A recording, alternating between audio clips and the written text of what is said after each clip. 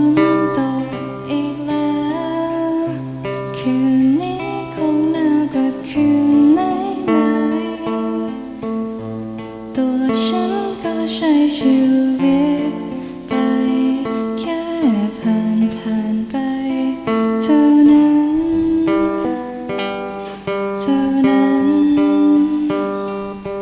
ก็คิดถึงเธออยากรู้ว่าเธอน่ะเป็นเช่นไร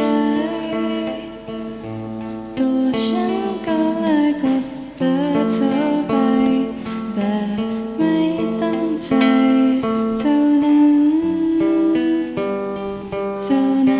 แค่อยากจะรู้ว่าตรงที่เธอยืนนั้นมีฝนตกไหมสบายดีไหมถ้ากลัวฟ้าร้องรับเปล่าจะหากตรงนั้นไม่มีใครฉันพร้อมจะไปในคืนที่ฝน